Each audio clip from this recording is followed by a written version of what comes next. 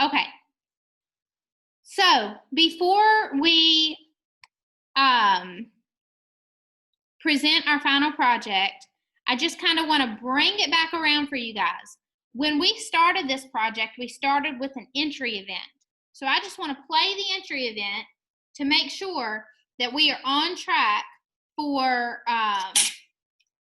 completing this project in the way that we set out.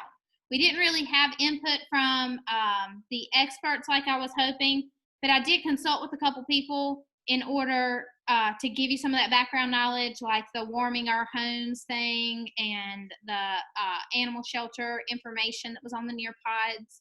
I did try to consult with a couple different experts just because they did not have time to dedicate to spending with each of my classes.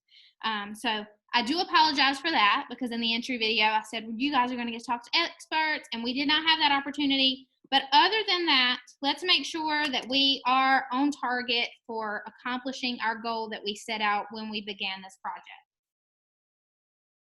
It does it every time. Try it again. Here we go.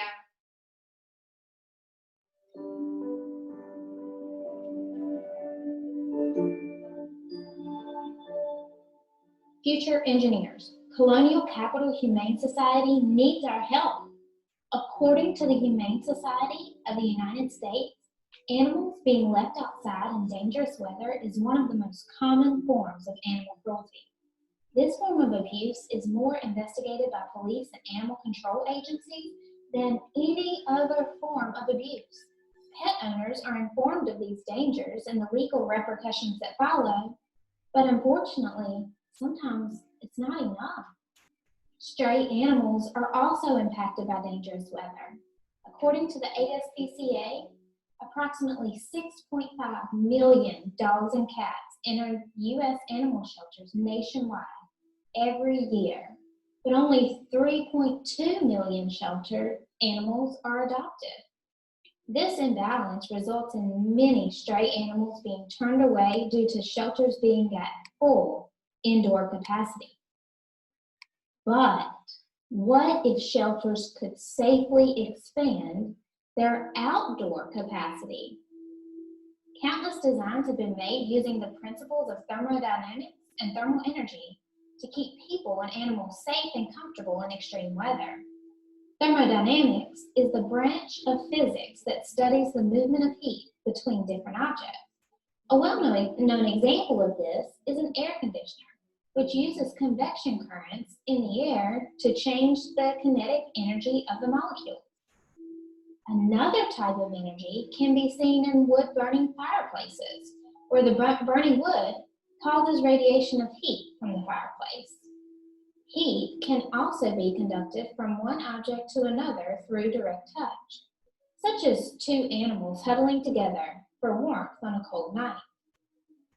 Obviously, air conditioners and fireplaces cannot be built into a dog or a cat house, but how can we maximize or minimize thermal energy to help pets that are forced to be outside due to neglect or space constraints?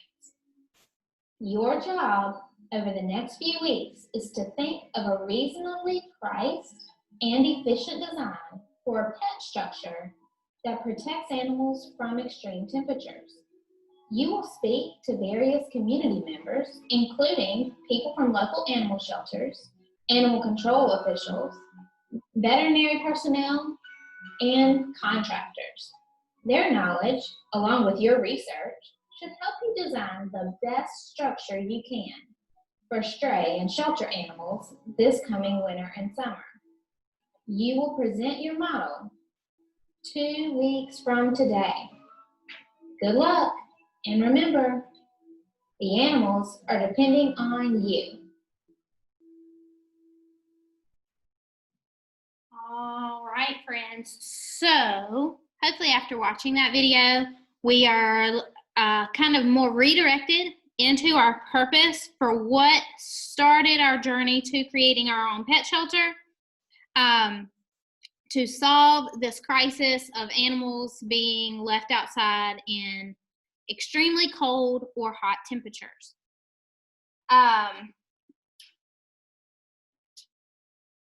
So today is Presentation Friday, and you're going to be presenting your design to the judges and hope that your design is selected as the most planned and efficient shelter design.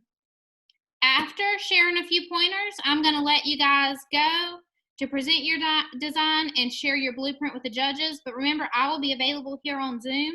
If you have any questions, you can hop back on, or if you just want to practice your presentation with me, after everybody's gone, you're welcome to do that as well. You can hop back on after you get your script outline completed. Now, this is just an example. This has been uploaded into Echo.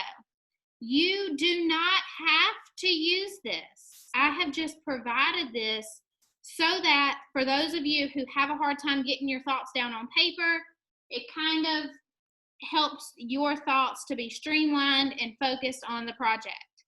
Again, you do not have to use this. You do not have to say this if you don't want to, or if you feel like you don't have enough time. This is just an example. I have provided this in Echo, so all you have to do in Echo is to hold your finger down on that picture and save it to your camera roll so that you have it to refer to. Now, here is my example of the outline filled in with my information from my blueprint. Give me just a second. Oh. Sorry, I should have done this while the video was playing, but I didn't think about it. So here, again, it says my name is Miss Hernandez. It's on my blueprint. Today, I will be sharing my super warm shelter, my title there.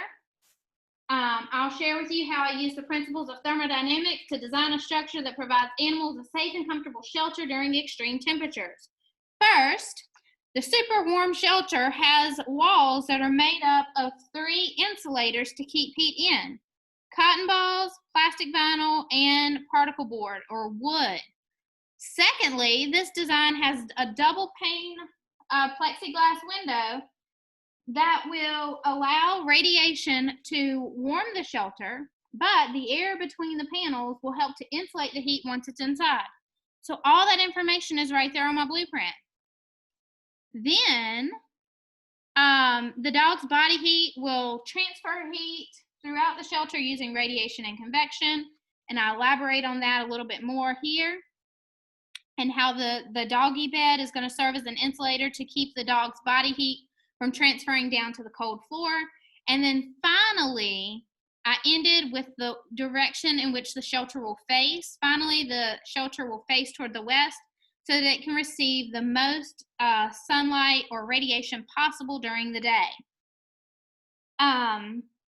So again, if for some reason you're running out of time and 2 minutes is not enough time for you, you can always just highlight maybe 3 of the most important aspects. If I was going to get rid of one in my presentation and maybe just have it on the blueprint, it would be the direction in which the shelter is facing.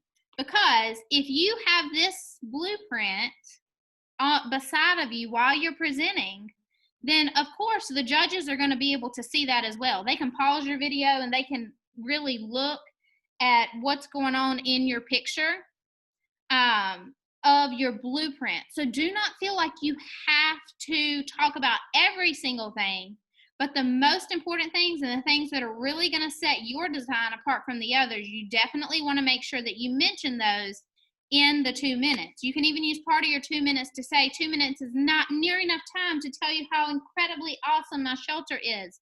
So please take a moment to pause this video now to really look at my blueprint, okay?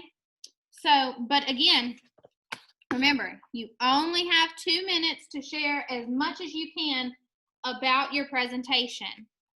Lastly, when you go to post your Flipgrid, I do not want to see a selfie of you. I want to see a picture of your blueprint. That is your selfie.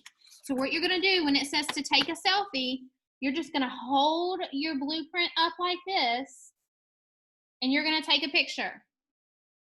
and that is going to be your selfie.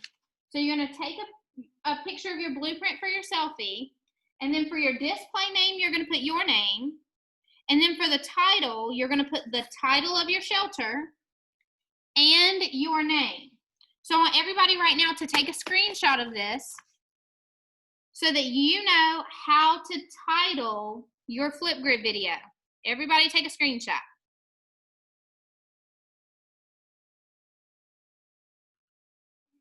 All right, guys, I promised I was not going to take up much of your time. So at this time, you may go to complete your presentation.